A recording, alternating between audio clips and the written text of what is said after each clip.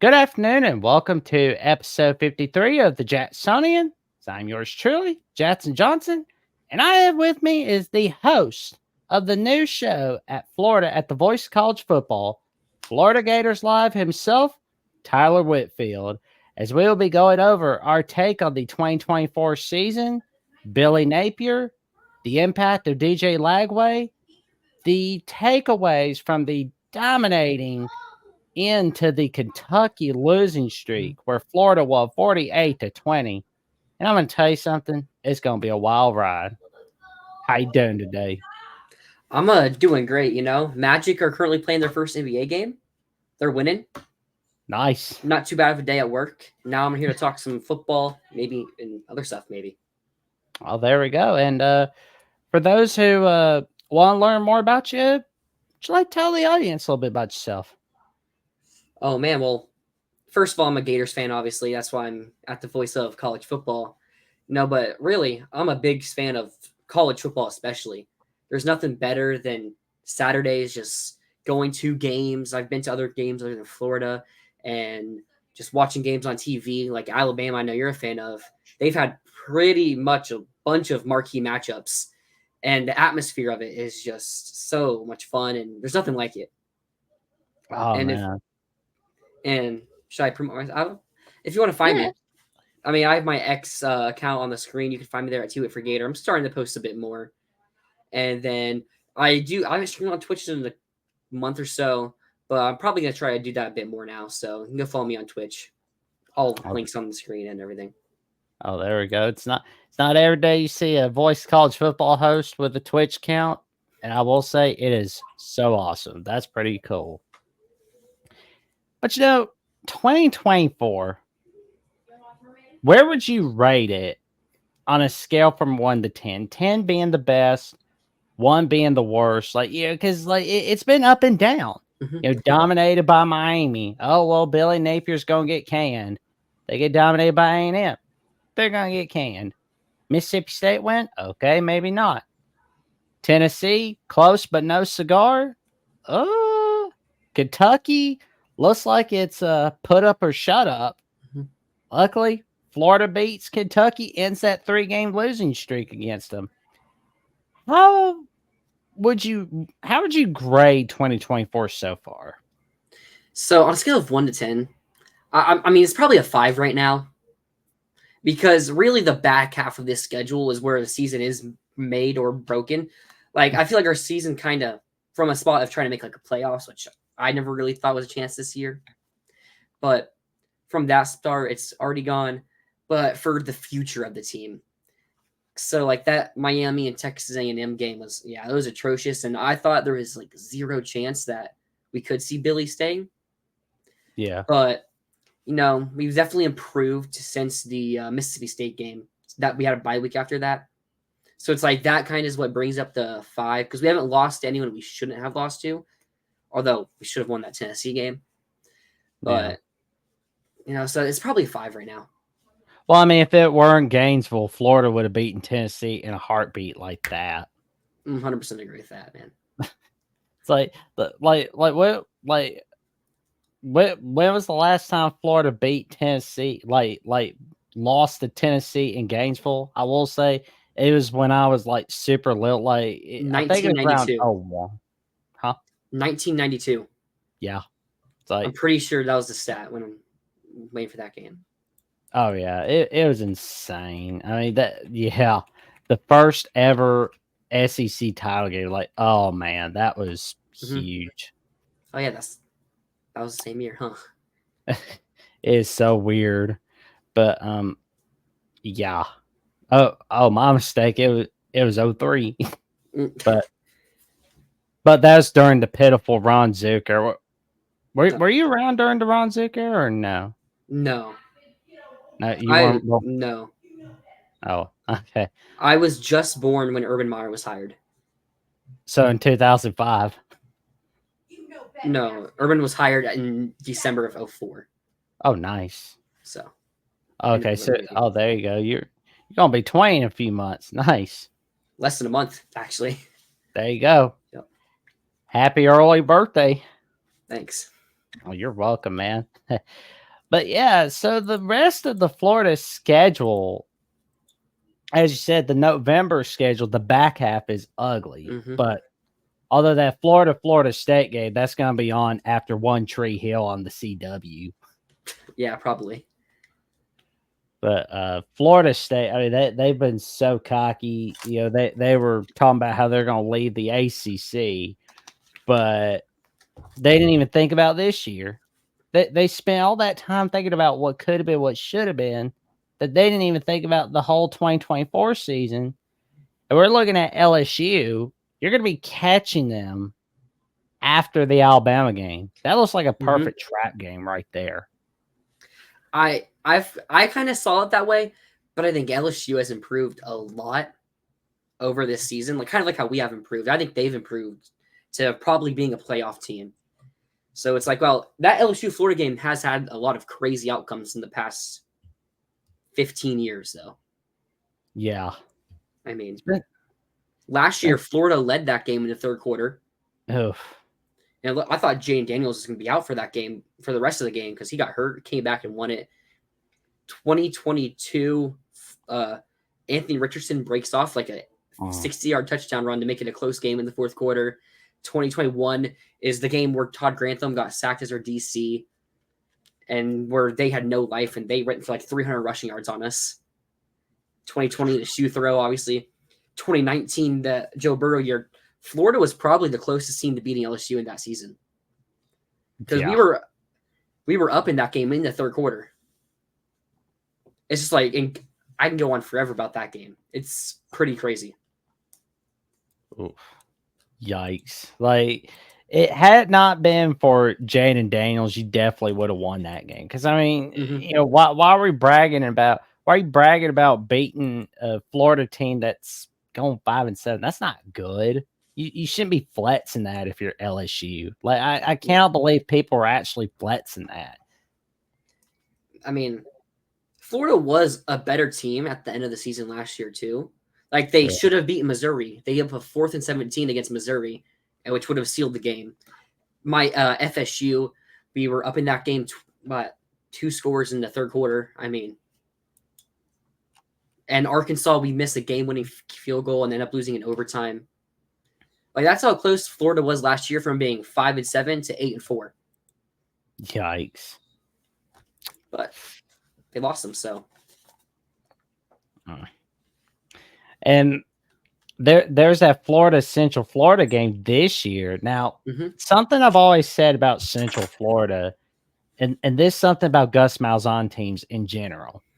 Anytime that they're favored or they're talked about a lot, they don't do well. But when nobody talks about them, nobody ever thinks about them, nobody is even saying a single word about them, they always pull off that upset. And all I heard was Billy Napier's hot seat. Billy Napier's going to get fired. Florida's going to leave him. They're going to come up with the money, something. Like, all I heard was positivity about Gus Malzahn in Central Florida. Oh, yeah. What'd that mean? Florida's going to win. Yeah. I will say, it looks like they put Ja'Cory Brown in. They should have beat Iowa State, to be honest, last weekend. Of course. But, I mean, they do have more life now with Brown than they did with KJ Jefferson. Yeah. But even if they had Brown against us, I mean, their offensive line didn't do anything against our D-line. Our offense, Florida only had 3 drives outside the drive where we need it in the end against UCF in the second half. UCF, honestly, they chewed more clock in the second half than we did, which is outrageous when you're looking at the game. So, I mean, it's just they also lost to Colorado. They got destroyed by Colorado the week before that, too. Oh, yeah. I mean, the Gus Bus, they were, third at the best odds to win the Big 12 before the season, if I'm not mistaken? Yeah. They got overhyped. Oh, severely. I guarantee you next year, nobody's going to talk about them. And then it's going to be, oh, well, Central Florida's got a 9-win season, 10-win season. They're the greatest. No, they're not. That happens every year. It does. They also, if you just saw yesterday, they had a player, Caven Call. he was a 4-star recruit, so he was like one of their first big recruits with the Gus and going to the Big 12 and everything. So apparently he wanted a redshirt this year. He was going to return and everything. He wanted a redshirt, but apparently the coaching staff was telling him if he redshirts, they're kicking him off the team. And he decided to register, and he made a statement calling out the coaching staff for telling him that because he wanted to be, because he's from Poca, which is pretty close to Orlando, I'm pretty sure. Yeah. And he wanted to be that hometown hero, but he wanted to stay. But I mean, I don't know what UCF staff is doing. Well, it's disastrous. Mm-hmm. I mean, if there's any coach to put on a hot seat in the Big 12, it's Gus Malzahn. Yep. I mean, dude is just severely overhyped. He's a great coordinator, but I don't really think he's all that good of a head coach. I mean, really, the only reason he stayed at Auburn for so long was because the prayer against UGA. Yeah. And I mean, hate to do it to you with the kick six. Like his ability to beat Alabama probably saved his job for like a couple years. True. I can't argue that. I mean, it's like, oh my God. If you ever want to get at the old Bama fans, like the really old ones, like Bama punts one. Like I always hate that. It's like, no. But Right. we always got the prayer of Jordan Hare from last year. Mm-hmm. That, yeah. Fourth and 33 was it from the goal? Yep. That was crazy, man. It was insane. I was worried. I was like, yeah, our playoff hopes are shot. Mm-hmm. But we're looking at Florida, Georgia this year. Now, before Kirby came in, this was known as another automatic win for Florida, with the exception of 1 or 2 years. But now that Kirby's kind of taken over since 2016, it's just been a huge win for Georgia. Last time Florida beat them was in 2020. Mm-hmm. Are we going to could we see a Florida upset this year, or what's going on in the mindset of Gator Nation? Well, so there's kind of two types of Gator fans right now. There's one that have seen the improvement from the team, and you're like, hey, maybe we could. Then there's the other set that are so set on Billy being fired that they've kind of made excuses for why we've played better. Just saying Kentucky is trash, Tennessee is trash, and UCF is trash.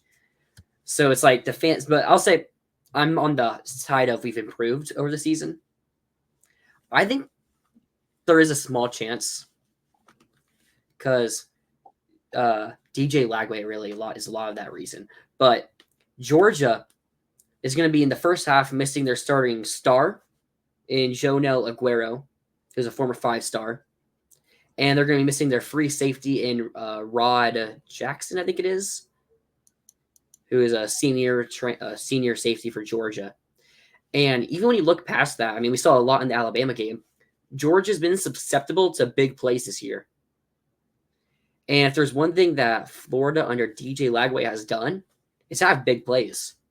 I mean, in Florida football history, we've only there's only been twice, and it's only happened twice where Florida's had 5 or more, or 5 40-yard passes in a single game.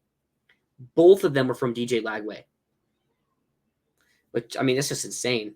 I mean, he did it against Stanford, so that's kind of iffy. And then he just did it against Kentucky. Which, that Kentucky defense going into that game was like statistically 3rd in the nation. So, that's a really impressive feat from him. It's huge. And then on the defensive side of the ball, I think that's where we've seen the most improvement this year. So after our bye week, that's when we started playing better defensively. It's apparently something the players wanted to change in practice, they changed. Like the physicality, and I don't really know because we have closed practices. But it's really taken the team to a better height. The defensive line has been so much better. Had 3 or 4 sacks against UCF. They couldn't run the ball, which we know that UCF offense, I think going into that game, was like 2nd in the nation rushing. Then we played Tennessee. We sacked Nico like 4 times. And Dylan Sampson, he had a good game. But like compared to what he's done to other teams, it was like one of his lower level games. And then Kentucky, I mean, yeah, we just shut them down, really. So that the defensive line has really been the biggest improvement because I thought our linebackers have played pretty well all season. And we look at Carson Beck, even in that win against Texas, he had 3 picks. And you also know the story of Trevor Etienne. Yep. We've already seen our linebackers talk a little bit of smack about it. So they're going to have some vengeance out there. You know, they're going to be doing their best to stop him and not let him have a career game against Florida. Because one interesting thing, Trevor Etienne, 2 of his like best games at Florida were actually against Georgia. So I find that as a little interesting. But we're also missing Jason Marshall, more than likely. He dislocated his arm or shoulder or whatever. There's something. And I'm hearing he's probably going to get surgery on it, which would end his season. And I mean, Carson Beck, I mean, he's had those 3 interceptions. But he's also thrown for like 300 yards in like 2 of his past 3 games. So, I mean, it's going to be an interesting one. A lot of stories into it. Oh, yeah. I mean, it's still kind of hard to believe. Like, even though Florida ended that losing streak against Kentucky, like, I still can't believe it's a losing streak to Kentucky. Now, if it was basketball, I understand it, but it's like football. It's, come on. I mean, that Kentucky, it's so weird because we beat them in 2020. Then 2021 is when we first lost to them. We lose to them after we almost beat you guys that year. Yep. Missed a 2-point conversion that was sent to overtime. And I mean, we had all the momentum at that time. Then we blew out Tennessee like 38-14, which that Tennessee team ended up being a pretty decent team in SEC in 2021. And, you know, it's like everything's not looking up. And we play Kentucky, who had actually been looking pretty bad against weaker competition. And we lose that game by 7, where the big difference in that game was a blocked field goal, which Kentucky took for a touchdown. Then 2022, we were up on Kentucky, I think like 17-7 at halftime. That was right after we beat Utah. So we're ranked 12th. Anthony Richardson's looking like number 1 Heisman candidate right now. Or right then. And then they drop back like 8. And they just confused AR. He throws like a pick 6, and they end up winning that game. And then last year, Ray Davis ran for 298 or something like that on us. And, I mean, there's really no excuse there. No. Mark Stoops owning us for those 3 games. He's given Kentucky the most wins against Florida since Bear Bryant. Like, good grief. I mean, that not everybody's going to get that kind of comparison. Nope. Yeah, and it's like I remember I was reading something on Instagram about how there's some Kentucky fans wanting Mark Stoops fired or be put on the hot seat, and there's like one guy saying that you do realize that Kentucky was a 2-win team when he got there, right? Yep. Before 2 years before Kentucky beat Florida, the first time in like 32 years, I think it was 2016. Florida had beaten them like 42-7. So I think that really goes to show like how much Mark Stoops improved that team. Because his first year was 2014, 2015? 2013. 2013. So, you know, 3 years, that's still like Kentucky you can't really recruit at. You know, you're still building your culture for them. So, like, it really shows how much he's actually built their program up. It's just crazy that they want him fired. I mean, they're throwing the baby out with the bathwater. They're not going to really improve. I think, honestly, like a lot of fans, they've gotten way too emotional. And it shows me that they don't watch a lot of college football. They only watch a little bit of their team. They don't stay up till 1:30 a.m. watching the whole landscape of college football. They just don't. They're thinking about themselves, not what it would be like coaching a team or being a quarterback of that team or being a relative of a player even. I think there's also a lot more talk about this now because John Calipari went to Arkansas, but I mean in basketball, you already know that a lot of Kentucky fans were really upset with Calipari, especially after losing to a 14 seed. So it's like in their minds, they're probably telling themselves that they let him walk. Then maybe that's true, maybe it's not. I don't really know. Because I mean, but in their minds, they let him walk. So maybe they're seeing it as, hey, basketball's making a change. Why can't we do it for football? Like maybe, yeah, we were a 3 seed, but we couldn't do anything with it. Just now, like, yeah, maybe we can win 8 games, but we're not really doing anything else. No, they ran them off. Mm-hmm. You got to go to Arkansas in college basketball. You got run off. I mean, I think Arkansas is one of the only like 4 schools in the SEC with a national championship. True. And they have like some really big boosters. Yeah, because there's Kentucky, there's Florida, Arkansas. There's another one. I think has Texas or Oklahoma ever won it? No. They've been to a Final Four. I think South Carolina has something like really far in the past. Could be it. I might be remembering that wrong. Wow. We'll be looking that up for sure. Let's see, men's basketball. There's something I'm sure. Nope, they were in the Final Four 2017. That's like their I remember only, that. Okay. It's like Frank Martin was there. It's they beat us in the Elite Eight that year. Oh yeah, it's like, man, I still cannot believe that was an Elite Eight game, like South Carolina, Florida, where it's like, man, that was a basketball game. It's oh man, it's like, I've got no words for it. Honestly, it's like it was pretty cold, but still, it was.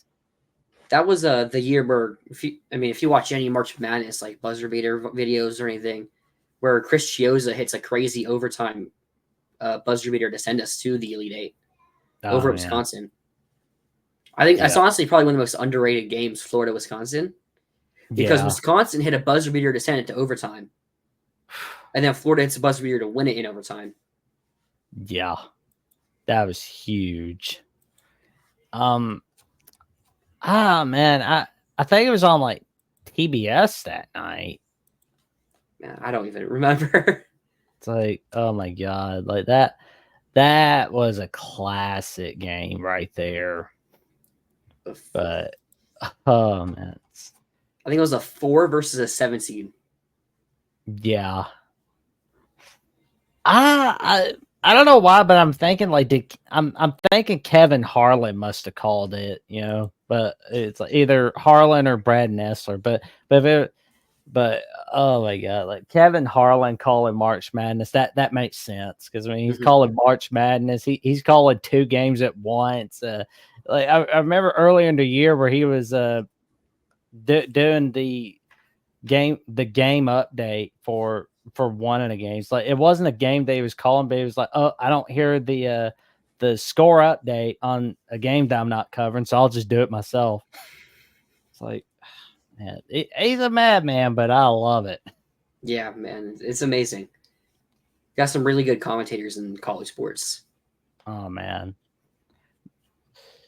but I was thinking about for the rest of 2024, like what's that magic win? Like obviously Florida needs to be bowl eligible.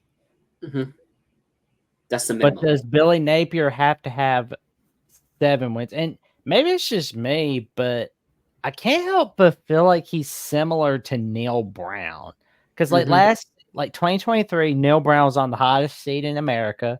Yep. He does just enough to get off that hot seat, get that vote of confidence. Are we seeing that same thing with Napier? I think that's definitely a possibility.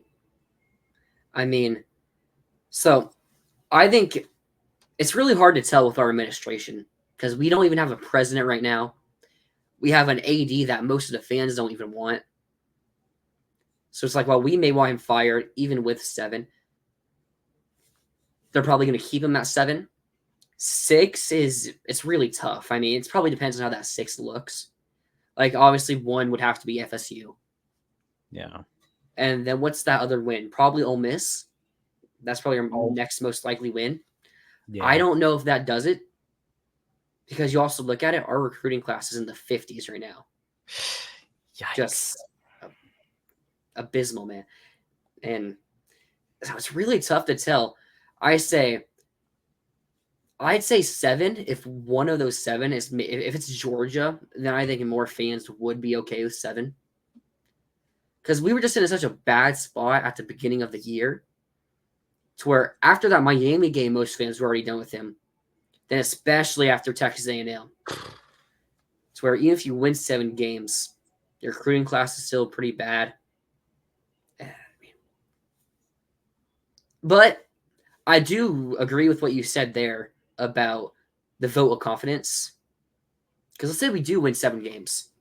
Let's say the 7 is Ole Miss, FSU, and LSU. LSU because at home, yeah. Say we keep it close with Georgia and Texas, or like respectable, like 2-score games, maybe a late cover from one of them to make it a 3-score or something. Say we do that, and then DJ Lagway, it's like, hey, maybe if Lagway stays another year, then it's like we could have won that Georgia game. Maybe he makes a pick that the freshman mistake or something like that. I could see us having the hype like West Virginia did coming into this year. Because I remember watching West Virginia last year. They lost on a Hail Mary to Houston. Yeah. That was a bad beat. That was a horrible beat. Wasn't that their last loss of the season too? Did they win out or something? Or did they have one more? Well, they had one more loss. They had one more. Okay. Mm-hmm. And do you know who that lost? Oklahoma. Oklahoma. Okay. It's like Oklahoma's like, that's a respectable loss. Oklahoma was a top 15 team last year. Top 20 team. They let Dylan Gabriel go like morons. Yeah. I mean, that's Oklahoma. Dumb. There's a chance Venables gets fired this year. Yeah, I mean, yeah, because like the fact that the OC's getting fired, that means Venables knows something that we don't. But I don't, yeah, because like he may not get fired after this year, but he's on a hot seat next year. Mm-hmm.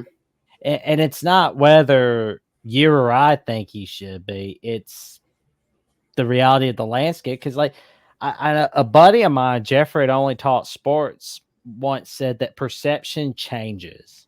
Mm-hmm. It happens quite a lot. Like one week, Alabama's the greatest team in all college football.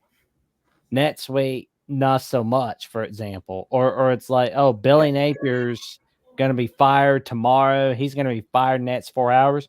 Nope, he's keeping his job. It's like a stock market. It goes up and down, up and down, up and down. I will say, if Billy does find a way to beat Georgia, I think he can. I think he does keep the job because I think that it shows the team is improved enough to where we likely will be Ole Miss, and then we will be FSU. Oh yeah, I'm not. I think we're gonna be Ole Miss this year. Like, I know a lot of people don't think that. But, I mean, one thing about Billy Napier teams, until actually kind of this year now, where we just beat Kentucky, and teams were more physical then, we pretty easily beat them. Yeah. Like, and then usually the teams that are more physical than us, like, they pretty easily beat us or just barely beat us. So, and I think Ole Miss, like, I know a lot of Gator fans want Lane Kiffin. He doesn't really play a physical style of football. No. And, if you think you got a problem with Billy Napier winning the big game, you're certainly going to have a problem with Lane Kiffin's lack of ability to win the big game. I just don't think Lane has a style of football that's championship material. Yeah. Like, he can win 9-10 games every couple years. He's done it every 2 years at Ole Miss now. Oh, yeah. So he can do that. But then you put him against Georgia's and Alabama, and then maybe he makes a playoff because he has a 10-2 year. and he plays like a Penn State in a playoff. Maybe he can get by them, but then he's not going to beat an Ohio State or Georgia, Bama. Or he's certainly not going to beat an Oregon or a No. Texas. He'll be like wagging with his tail tucked in between his legs. Mm-hmm. I do think Texas is very interesting this year. Do we still even know what Texas is? I think honestly, they're a team that can win on the road, and I get it. Michigan's been sloppy this year afterwards. But let's not forget, this is a team that beat Alabama in Tuscaloosa. Yep. They did something that no team since 07 could do. They've also lost 2 interior defensive linemen to the draft. Yeah.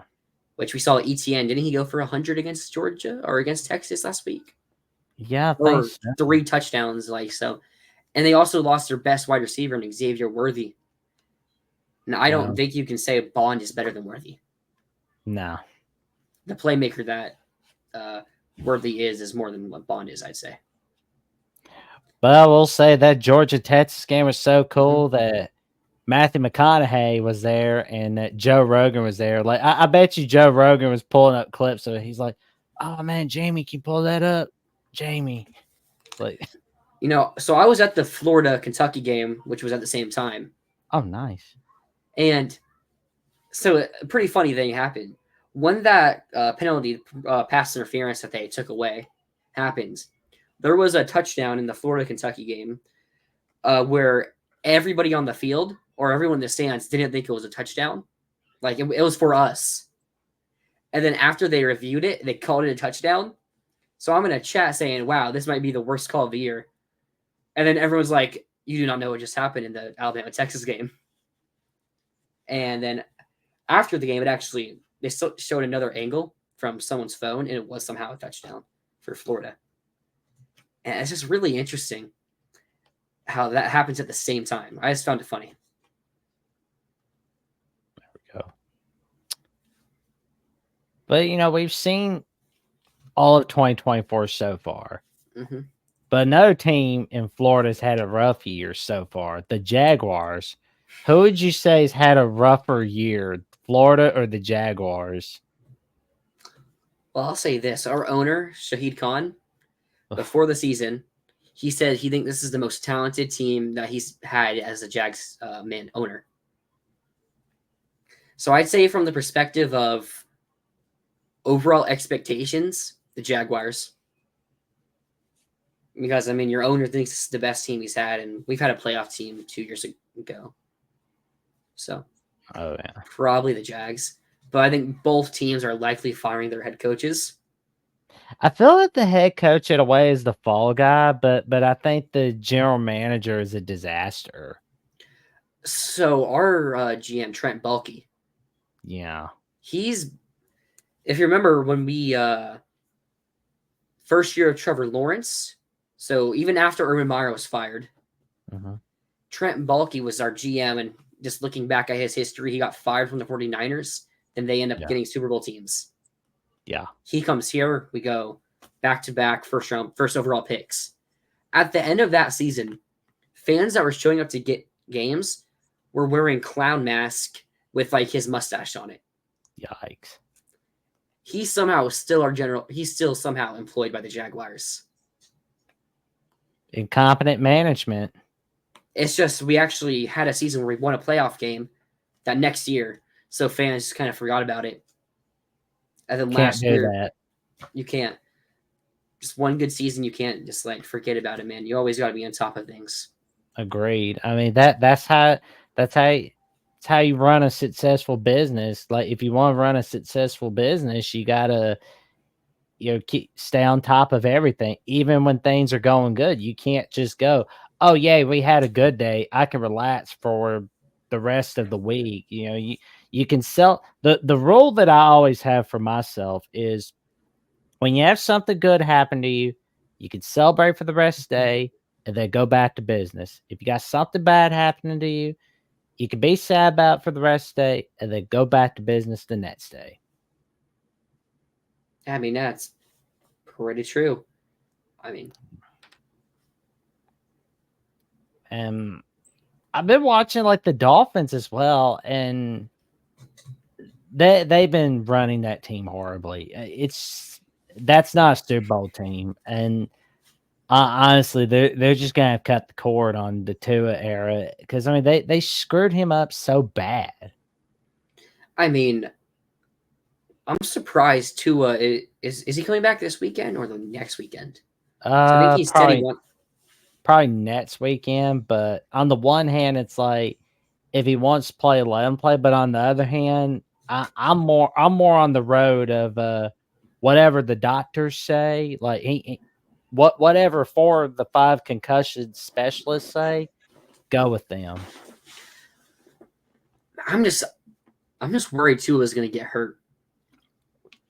Because like that when he got that concussion, it was the Bills. I think when I was playing the Bills. Bills on Thursday night. The way his body just twitched, man. It's like you saw it 2 years ago where he got 2 concussions back-to-back weeks. Oh man. It's just it's going to happen again, I feel, and it's going to be so sad. I just don't know how he's going to play. I mean, I don't want to see him get himself killed out there, you know?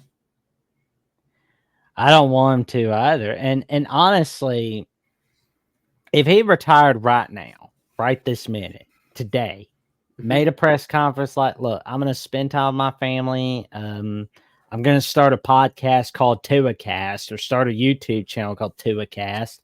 Mm-hmm. Nobody would blame him. Nope. Nobody's gonna blame him. Nobody's gonna tell him that he's a bad teammate. Nope. He's been more than an amazing teammate, you know, because like, and it wasn't just like the Dolphins with his injury history. He was obviously getting hurt quite a lot at Alabama. Like his ankle was messed up, his hip was messed up. Like he was just breaking all over. I mean, his injury history is worse than Carson Wentz. Wow, I haven't even heard of Carson Wentz name in a while. But yeah, I mean, although I'm more worried about the concussions than the other injuries. True. Because like your bones, I mean, I say they can heal, so it's like, I mean, your brain though, you mess that thing up. Like maybe you can't walk, maybe your leg's gonna limp for a while, for the rest of your life. But if your head gets messed up, like the way you think is kind of more important than like True. limping or having hurt knees. Yeah, because I've heard about like people that have had like really bad concussions where they forgot they were on the wrong side of the road or they forgot their way home. I mean, just in football, I mean, maybe someone who probably could have been one of the best players in the NFL, Percy Harvin. Yeah. He probably got CTE when he was in high school. Yikes. Because there's stories like he got suspended for many games at Florida because he had such bad migraines that the only way to make him go away was smoking. Wow. And I mean, I think he could have been one of the best players. We saw in his short stint in the NFL, he had a kick return in the Super Bowl with the Seahawks. Or was it the Vikings? It was the Seahawks, I'm pretty sure.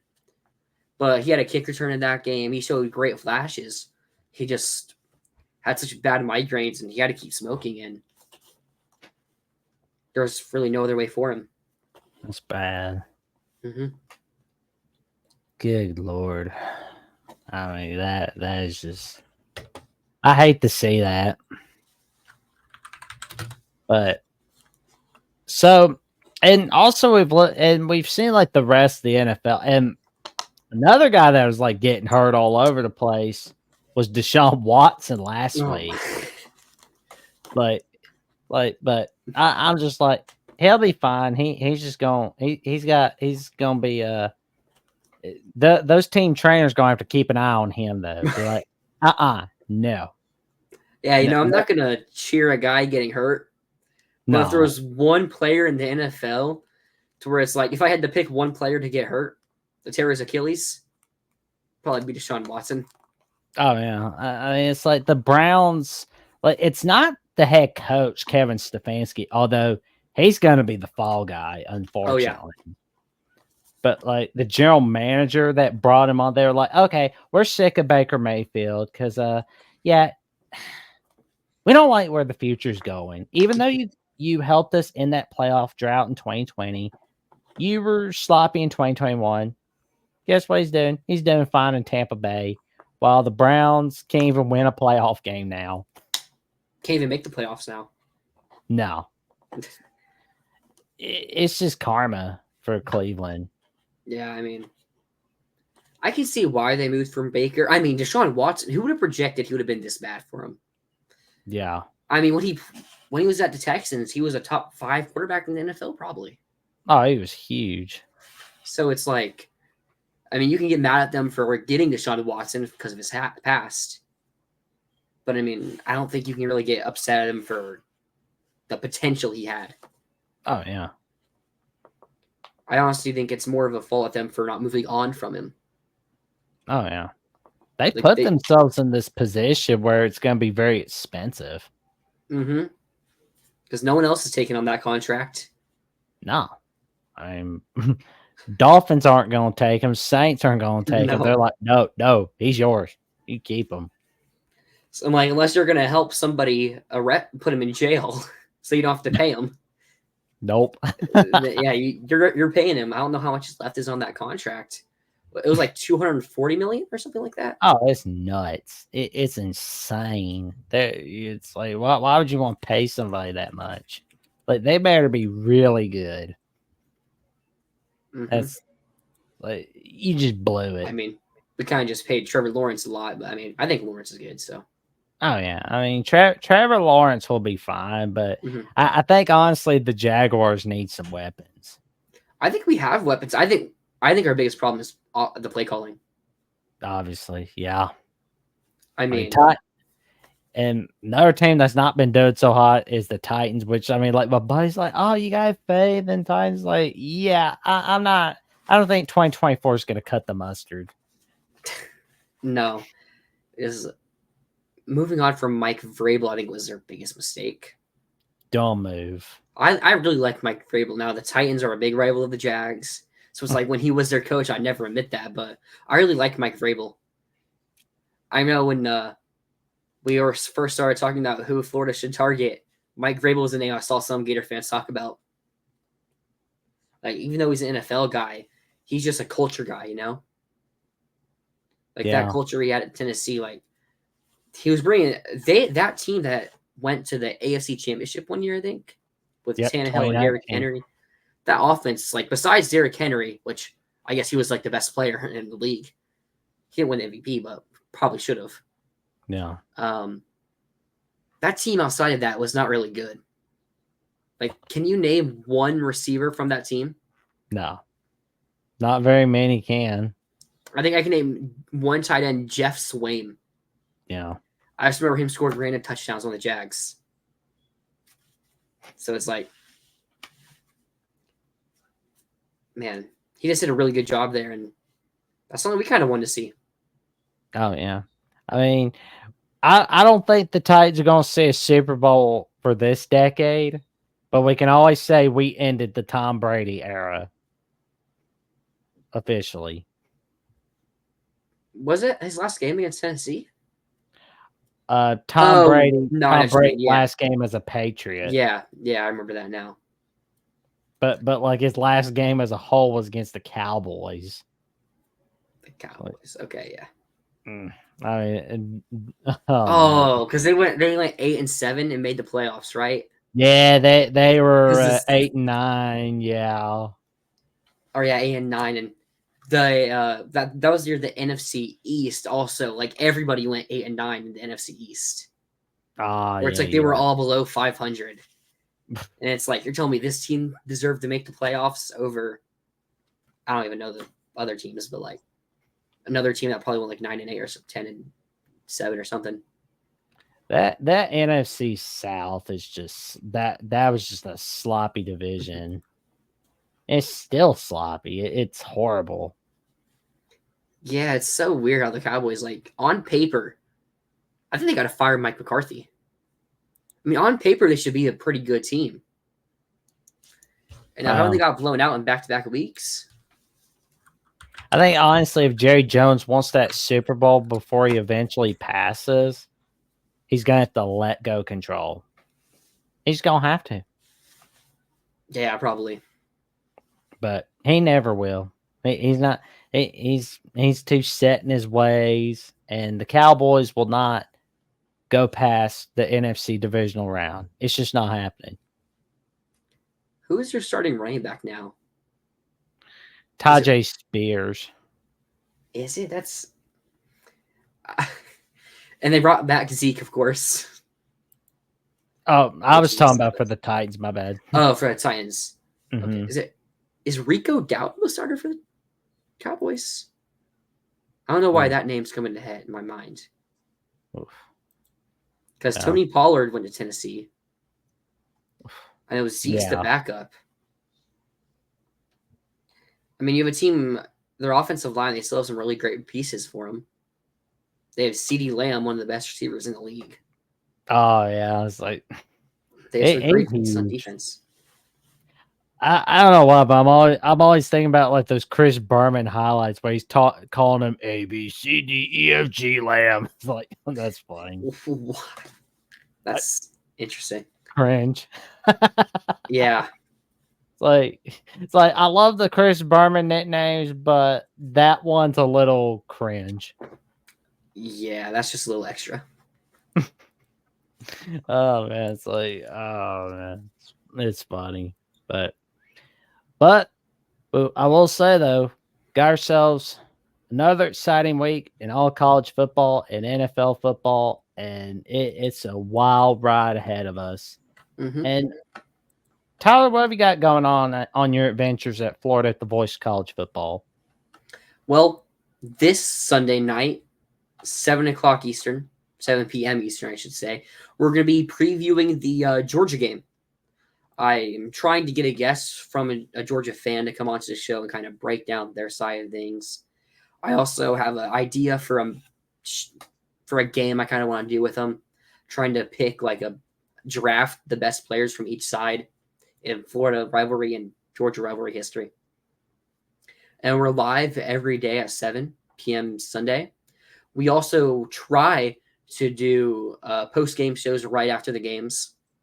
It's just depending on if I go to games and then what time the game is.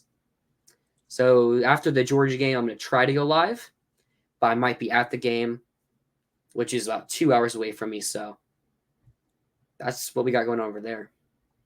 There we go. And you can give Tyler a follow on X at TyWit4Gator, spelled with a 0 instead of an O. And you can give him a follow on Twitch. And he is definitely somebody you want to tell your friends, your family, and the cashiers at Publix if you love getting some top-notch Florida football coverage. And of course, you can find me on YouTube at JacksonJohnson979, where you can find some of my latest episodes of the Jacksonian. And of course, you can find some of my episodes of the Jacksonian on Jackson VOCFB on X. And you can find me on Instagram and Threads on Jackson Johnson 543908. You can find my latest episode of Crimson Tide Live on Alabama with the Voice College Football Missouri Week right here on this link on Alabama with the Voice College Football. And later tonight, Jeffrey at Only Talk Sports and I will be hosting the 3rd edition of the Alabama Call-In Show, where we take your calls tonight at 10 p.m. Eastern Time, 9 p.m. Central Time on Thursday night. And we will be seeing you there. Tell your friends, your family, cashiers at Publix, and the cashiers at Walmart about the magic we're creating at Alabama with the Voice College Football and the magic that Tyler is creating at Florida at the Voice College Football. And of course, tell everybody about some of the plans that I'm doing for my show, the Jacksonian, and you're in for a wild ride. And with that, wish y'all a happy day, and we'll be seeing you soon.